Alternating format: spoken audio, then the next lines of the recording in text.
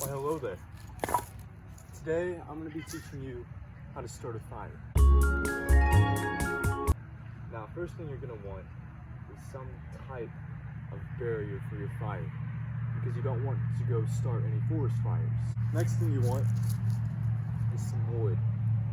Now, either get some logs or just some type of wood, whether it's cut or not cut, that you can use for the fire.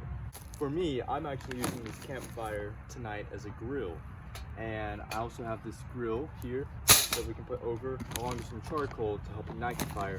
But the first thing we're gonna do is get the foundational fire going. So now, let's go get some leaves. And what this kindling will do is this will help keep the fire going, but it also will help it get started at the beginning. So kind of get some of this kindling for you. That may look like, if you're eating, I recommend using leaves or something like that. But if you just want a fire to sit by and be warm, use paper. Paper works great. But tonight I'm using this. Now, after you have your kindling there, I'm gonna do what's called TP. And what you wanna do is get 2 pieces of logs, or 2 pieces of wood, stack them up kind of like that, and then let go, come back and get another piece of wood and do like that. See, looks like a teepee, hence why it's called a teepee. Now, since we have our teepee ready, we're gonna go ahead and we're gonna light the leaves. And because these leaves are very dry, you wanna make sure that your leaves are dry. It'll help get the fire started. Hopefully. There we go. All right, so now we've got our fire going thanks to our kindling and our lighter.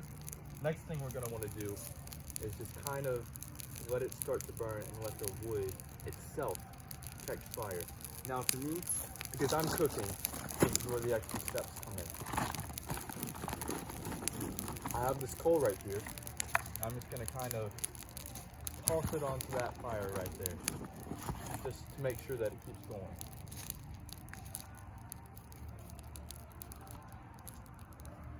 And because of that, the coal itself too will now catch on fire.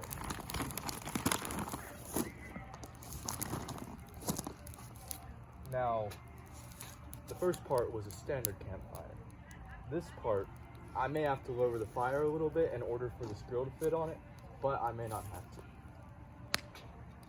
Actually, before you start, I recommend just going ahead and doing a lower TP if you intend to cook on this, so that it will fit. But hey, we all make mistakes, we gotta learn from them.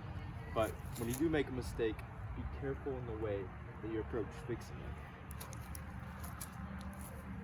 Make sure to think wisely about what you're doing, because you don't want to hurt yourself or even others because of your mistake.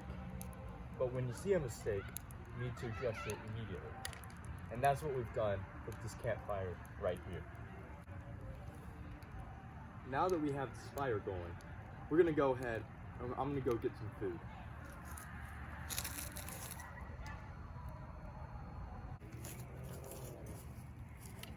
Alright, so now that the pork chops are prepared and the fire has been going for a little bit, you may want to move it around a little bit, but you're going to want to go ahead and add the pork chops. For me, this is a very simple recipe, just pork chops, lightly coated with olive oil mixed with lemon juice. The lemon juice helps keep them moist, and salt and pepper. Very simple recipe, because I mean pork chops are pretty simple, and the wood smoke and the wood flavor will also go into it, kind of caramelizing their outside. Be careful having the meat next to literally on top of the fire like that, because it'll burn it and cook it too quickly. As the fire's going, be sure to keep moving it, maintaining it, so that it's able to keep burning.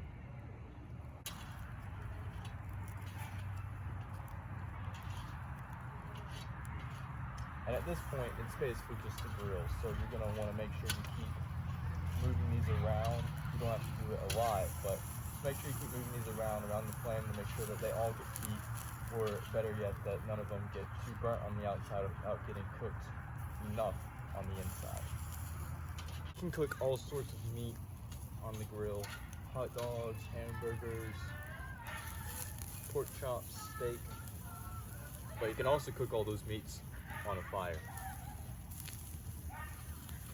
The fire gives it that smoky flavor, and it's also a good opportunity to come outside and soak in, enjoy the moment. Don't take what you have been given for granted. I've been reading Psalms 119 lately, and a verse that has really stood out to me is Psalms 119:28. My soul melts from heaviness. Strengthen me according to your word. Whatever might be burdening you or troubling you, give it to God. He is willing and ready to take on your burdens. All you have to do is choose to trust in Him. Now that our meat is done, I recommend you have a clean plate and some aluminum foil. And I want to thank you for joining me today as I cook dinner. I believe they turned out very well, and I'm very excited to eat them. Now, final step is wrap it in aluminum foil. I recommend just wrapping the meat itself in aluminum foil, and this will help keep it warm. Thank you guys for joining me tonight. I hope you learned how to make a campfire and how to grill on a campfire. Thank you guys. I'm really excited that you joined me, and I hope your dinner is good.